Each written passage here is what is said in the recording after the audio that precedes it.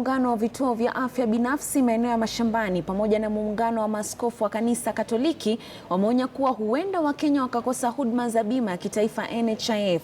Wamedokeza kuwa kucheleweshwa kwa malipo ya NHIF na ufisadi sasa kunatishia kukwamisha huduma za afya kwenye vituo vyao kote nchini. Kwenye mkutano wa kutathmini utendakazi wao kila mwaka, muungano wa vituo vya afya binafsi mashinani ulijadili masaibu yao, kuu likiibuka kuwa kuchelewa kwa malipo kutoka bima ya kitaifa NHIF kuna vuruga shughuli zao. Delays in payments are crippling access to healthcare and also making it very difficult for our members to be able to offer quality healthcare. Muungano huo wa takriban vituo 250 nchini unasema mambo yakiendelea hivi, Wakenya wenye kadi za NHIF watakosa huduma na hata baadhi ya vituo vyao vitafungwa kwa kukosa hela. I think we have members who have not even received payments for invoices they submitted maybe 2 years or more ago. Lakini sio wao pekee kwenye njia panda ya NHIF.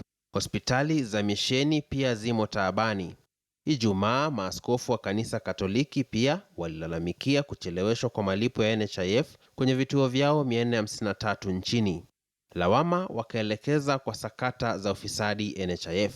Watu kadhaa wanalipwa bila labda kufanya ile kazi. Watu wengine wamejiandikisha na wana mahospitali kadhaa wanajipatia. Kwa hivyo hii ni moja kiini chake, tuingilie ufisadi.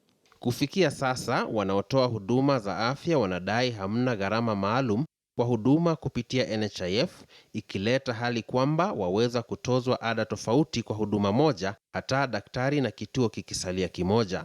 Lakini hazina ya NHIF sio ngeni kwa lalama au sakata za aina hii. Disemba 2018, maafisa watendaji wakuu wa zamani NHIF, Geoffrey Mwangi na Simeon Kirigoti walifikishwa mahakamani kuhusiana na sakata ya shilingi bilioni 1.1 kwa matumizi mabaya ya mamlaka, utoaji zabuni visivyo na ulaghai. Na Februari 2019, makachero wakaangazia sakata nyingine ya shilingi bilioni 10 kupotea kupitia sakata ya madeni gushi. Oktoba 17 mwaka huu, maafisa wa NHIF walitolewa kijasho mbele ya kamati ya uhasibu bungeni kwa kukodi mitambo ya ukusanyaji fedha kutumia shilingi bilioni 1.4 kwa miaka 5 na baadaye kununua mtambo huo kwa shilingi milioni 495 tu.